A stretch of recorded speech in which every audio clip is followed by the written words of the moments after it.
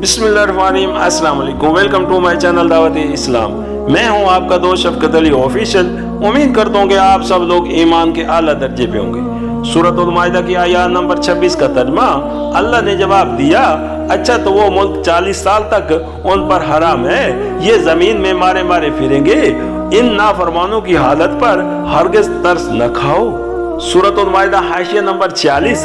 इस किस्से की तफसीलात बाइबल की किताब गिनती तशना और यशु में मिलेगी। खुलासा इसका ये है कि हजरत मूसा साहब ने 10 फरहान से बनी इसराइल के 12 सरदारों को फलस्तीन का दौरा करने के लिए भेजा ताकि वहाँ के हालात मालूम करके आए। ये लोग 40 दिन दौरा करके वहाँ से वापस आए और उन्होंने कौम के मजमा आम में बयान किया कि वाकया वहाँ दूध और शहद की नहरें बहती हैं, लेकिन जो लोग वहाँ बसे हुए हैं वो जोरावर हैं, हम उस लायक नहीं है कि उन लोगों पर हमला करें।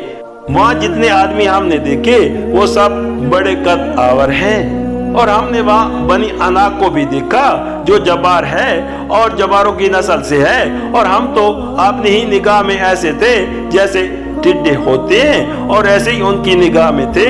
ये बयान सुनकर सारा मजमा चीख उठा कि काश हम मिस्र ही में मर जाते या काश इस बेयाबान ही में मरते।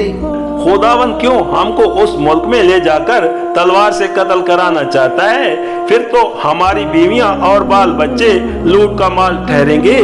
क्या हमारे लिए बेहतर ना होगा कि हम मिस्र को वापस चले जाएं? फिर वो आपस में कहने लगे कि आओ हम किसी को अपना सरदार बना लें और मिस्र को लौट चलें।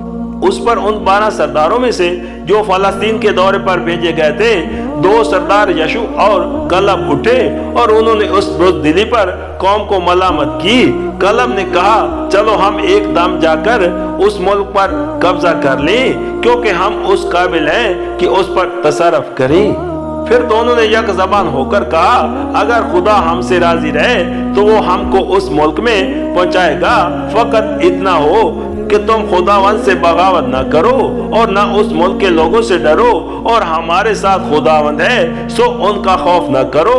मगर कौम ने उसका जवाब ये दिया कि इन्हें संसार कर दो। आखिरकार अल्लाह ताला का गजब भड़का और उसने फैसला फरमाया कि अच्छा अब यशु और कलब के सिवा इस कौम के बालिग मर्दों में से कोई भी उस जमीन में दाखिल ना होने पाएगा। ये कौम 40 बरस तक बेखनमा फिरती रहेगी, यहाँ तक कि जब इनमें से 20 बरस से लेकर ऊपर की उम्र तक के सब मर्द मर न जाएं और नई नस्ल जवान होकर उठेगी, तब इन्हें फलस्तीन फतह करने का मौका दिया जाएगा। चुनाचे इस फैसले खुदाबंदी के मुताबिक बनी इसराइल को 10 फरहान से शर्की उर्दन तक पहुँचते पहुँचते पूरे 38 बरस लग गए। इस दौरान में वो सब लोग मर खप गए जो जवानी की उम्र में मिस्र से निकले थे। शर्क उर्दन फतह करने के बाद हजरत मूसा का भी इंतकाल हो गया। उसके बाद हजरत यशू बिन नून के अहद खिलाफ में बनी इसराइल इस काबिल हुए कि फलस्तीन फतह कर सकी। सूरत माइदा हाशिया नंबर 47।